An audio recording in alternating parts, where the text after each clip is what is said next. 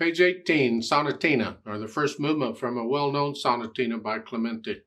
It's a very famous piece. I mean, most all piano students play this sonatina at one time or another.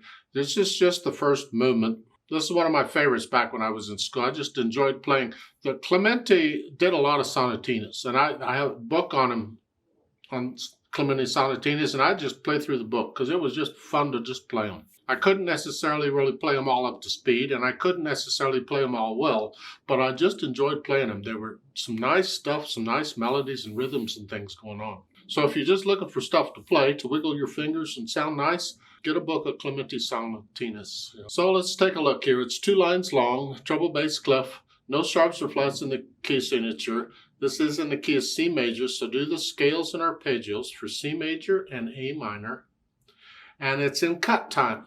They explain it up above, cut time. Common time is a C. Well, cut time, they put a line through it. Cut time simply means 2-2. 2 beats in a measure, and a half note's getting a count. It changes the natural accents. So instead of going 1, 2, 3, 4, you're going 1, 2, 1, 2. They could have written it in 4/4 time, but back in this time period, you get a lot of common time and cut time stuff, so he put it in cut time, I guess. You have to ask him why he did, and you can't because he's dead, but whatever the reason is, it's in cut time. First, a fingering that works. And you'll notice a lot of these in this piece, they're either broken chords or they're runs, part of a scale. So this first couple measures is just a broken chord. And then cross. That's fine. Second line, third measure. These, they want 4/2 on these. That's really a bad fingering, in my opinion. I would not recommend that fingering. Ooh, this common of these broken thirds going up, very cool. You get these a lot. And there is sort of a standard fingering you can use for them that works very well. And that is, this is the third measure of the second line. 1, 3, 2, 4, 1, 3, 2. So I'm alternating between 2, 4, and 1, 3. And you could keep going. You're going up, you reverse it. 1, 3, 2, 4. Takes a little bit of time and practice to get it, and you go slow and do the accents, and it comes. But that's a fingering I highly recommend. So in this third measure, it starts out 2, 4. The third measure, I'm starting out a 1, 3, a 3, 1, excuse me, and then a 2, 4, 3, 1, and then it's just a G major scale. And then next, that's not exactly, what kind of scale is that? Well, it's a mode. I won't get into it, but it feels sort of like a scale. You just got an F sharp in it.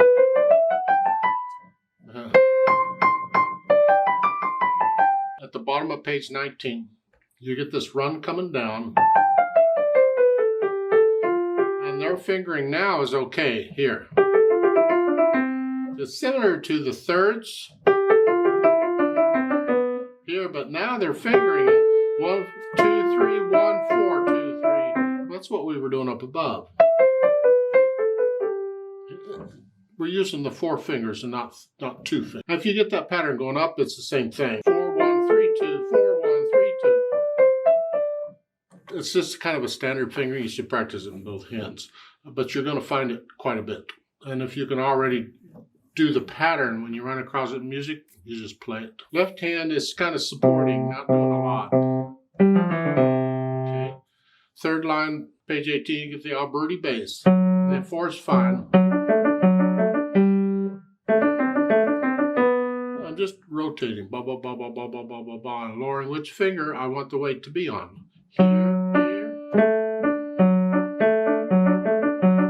You can go slow. That's fine. I'm gonna put the hands together here.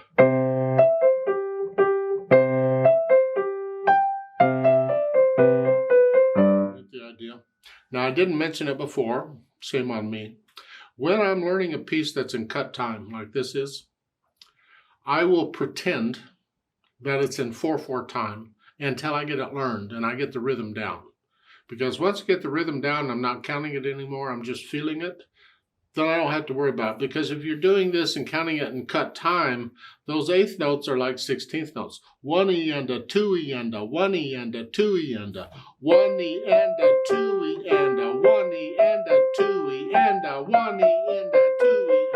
So I put it in 4/4 time because it's easier to count. 1, 2, and 3, and 4, and 1, and 2. 1, and 2, and 3. Just to help me get the rhythm learned and everything. Now once I've got rid of the hesitations, then I add the articulation. The staccatos are short, flexing at the wrist.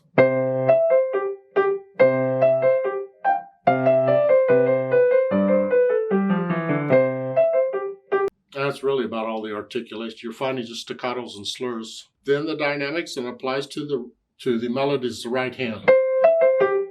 This in the background.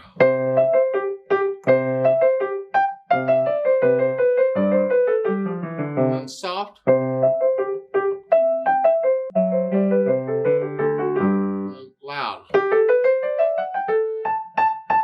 So you're getting soft and loud in there. Add the dynamics. And then the speed. And this is where I got to put it in cut time. I want to feel it in 2. 1, 2, 1, 1, 2. Now if you can't play the runs accurately like that, or those things, how fast can you do those accurately? And that's going to be your allegro for now. You can always speed it up later. Now you'll see at the repeat sign at the bottom of page 18. So page 18 is played twice. And then page 19 is surrounded by repeat signs. So you play page 19 twice. So it's actually twice as long as it looks. Now there are all kinds of recordings of this available for you. And if you're going to listen to people play it, listen to multiple people play it. Because they'll play it at different speeds. They'll have slightly different articulation and things.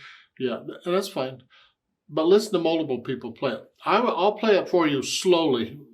But this is not exactly performing it because it should go quicker. It should go.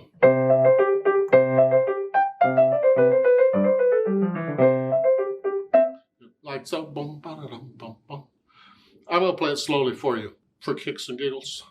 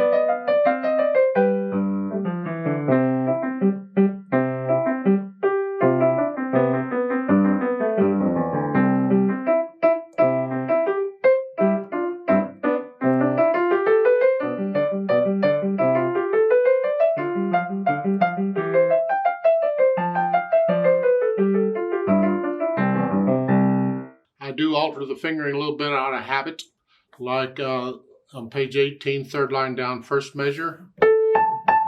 I do a 5-5-4, just out of habit, and some books will tell you to finger it that way. It's because they're repeated notes, and I'm just not using the same finger on repeated notes. So every time I get 3 notes like that, 2 measures later, I just do a 5-4-5 out of habit. You can use the same fingering on all of them if you choose.